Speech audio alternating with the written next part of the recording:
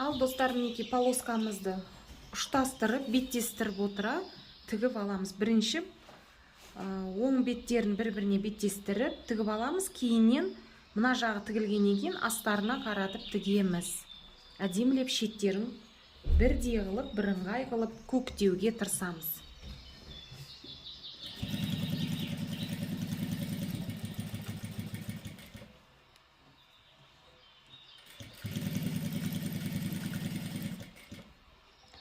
Мән беріп қараңыздар, мінекей лавкамызге тура болып тұр, міне матамыз. Ортасынан емес, тура мінекей лавкасымен бірдей болып тұр. Одан шығармаймыз и былай қарап қысқартпаймыз да, осымен тіке ұстап отырамыз.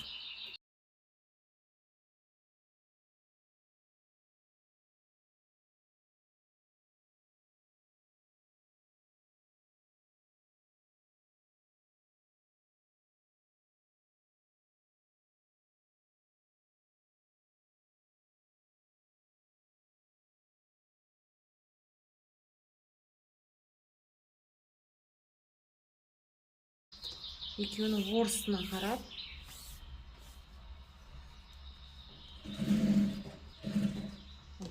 осы жағынан қаратып тігіп аласыздар.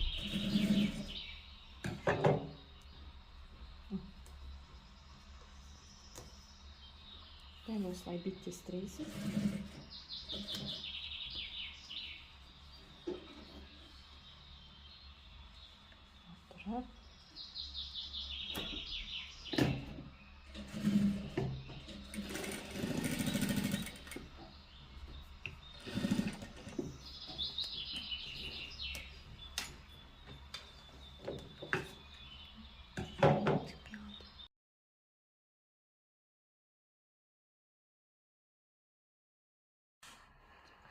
Ал достарым, мінекей қараңыздар, біз міне бірінші мына бетін тігіп болғаннан кейін астына жіберіп, мынаның бойымен тігіп кете береміз. Мінекей сонда осындай әдемі тігіс болады.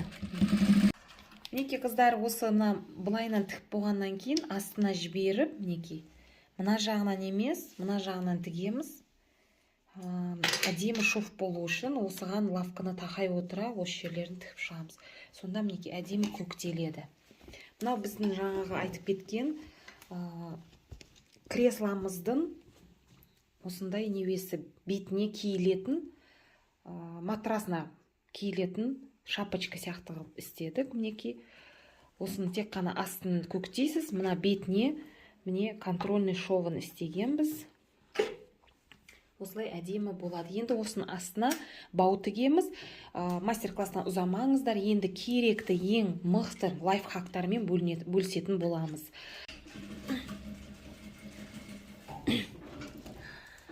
Ал құрметті көрермендер, біз қазір подлокотнигіне көшіп жатырық. Мінекей подлокотнигін әдемілеп шеттерін көктеп шықтық. Астарына дейін дүзеп, бәрін қиып туырладық. Енді осылай қылып тастарын тігіп шығамыз ернектеріне. Мінекей рамочка қылып, тек қана осы мына жалпақ жеріне, мынау жағына. Мына жағы, қыздар, мына дивандегіміздің, не көріп тұрсыздар ма? Жалпақ жағына ғана п қылып тігіп шығамыз. Мынау жіңішкерек жері кресламыздың астына, матрасын астына тығылып кететін жеріне тікпейміз. Мінекей сізге камера көрсетейін. Мынау жіңішке. Трапеция қылып алдық, примерно қылып. Енді мен көріп тұрғандай, мінекей мына жағын тіктім. Енді мынау бас жағы болады. Мына шынтақтайтынның үстіне жататын жері ғой, көрінетін жеріне ғана тігеміз. Мынау астына тікпейміз. Бұл матрасын астында көрінбей қалады. Сол үшін міне бір жағын тіктім. Қазір екінші жағын қалай тігетінімді көрсетпекшімін сіздерге. Экраннан алыстамаңыздар. Енді мынау сәндік элементтерін тігіп жатырмыз.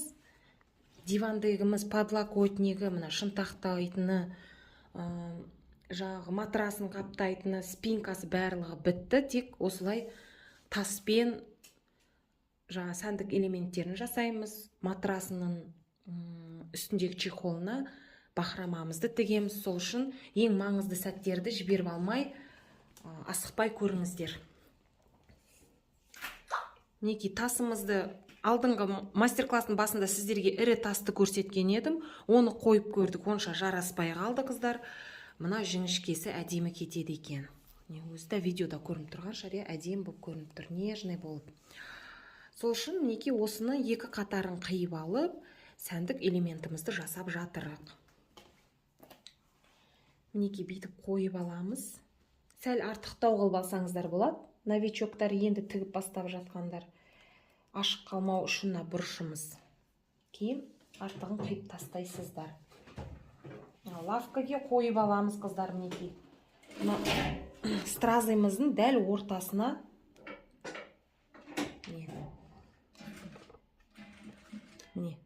дәл ортасына инемізді тыққан кезінде дәл стразының ортасына кіру керек. Көріп тұрсыздар ма? Міне мынаның ортасымен тігеміз. Ол үшін былай ұстап отырамыз. Мінекей, камерамды ұстабай. Ол үшін мінекей стразымызды былайынан ұстап отырамыз. Өзі мына лавка былайынан түсіріп кете береді. Керек невеге.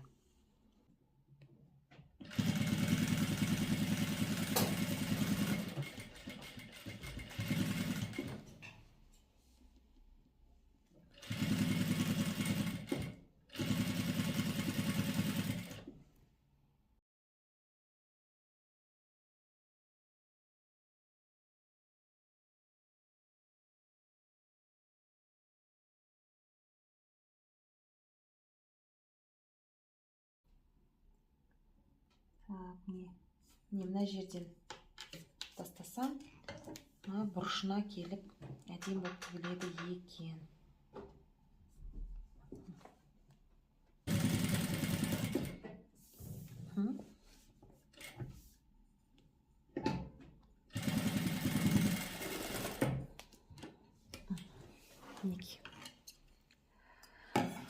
Мінекей былайынан тігіп келе жатырып, қыздар, көрініп тұрған болса, мынаның ортасымен өтіп кеттім мынаның.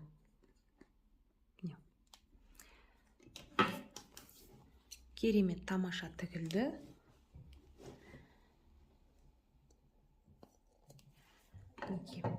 Осылай қылып 4 подлокотнигін сәндейміз қыздар. Өзі диванның өзінің сары түсі ағашының әдем бояуына сәйкестендіріп, осылай 4 подлокотнигін және де дивандықтың спинкасын, 2 кресланды спинкасын осылай сәндік элементін жасап шығамыз. Қыздар, мынау біздің жаңағы кресламыздың спинкасы, міне жүрек тәрізді білесіздер.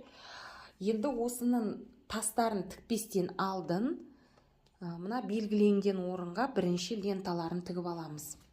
Кешегі жарамсыз болып қалған біздің мынау косой бейкамыздан әдемі керемет қылып мынандай ленточкалар жасадым, баулар.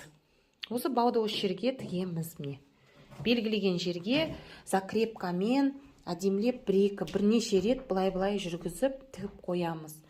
Бұл біздің кресламыздың спинкасындағы 2 ағашының тесігіне кіріп, артынан байланып, спинкасын ұстап тұратын бау болатын. Мінекей, мен белгілеп алдым. Міне, екеуін. 1, 2, мынаған 1, 2. Общий 2 спинкаға 4 бау кетеді. 4 бау дайындап алдым, қыздар. Баудың ұзындығы примерно 50 сантиметр. Мінекей, тігіп алдым оны бетіп, бір-біріне беттестіріп. Әдемі болды. Үйлесіп кетті. Мінекей, метка қойған жеріме, белгіленген жерге бауымды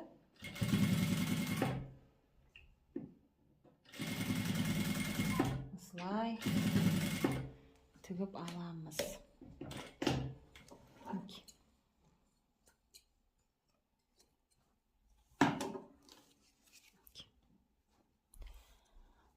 Кейін мына артық жіптерін алып тастаймыз, қыздар.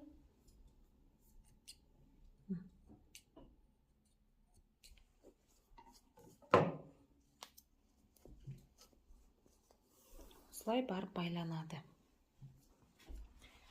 Қазір екінші жағында тігеміз.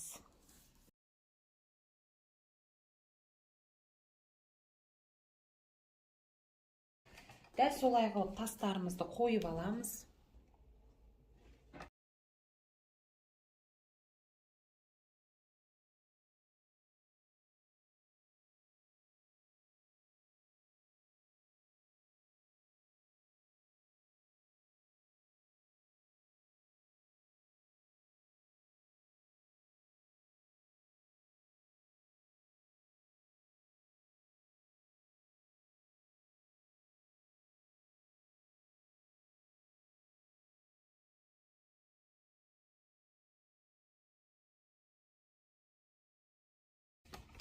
Ал мінеки, құрметті көрермендер, біз тігіп болдық. Міне баулар орында тұр, әдемі болып үйлесіп кетті. Мінеки.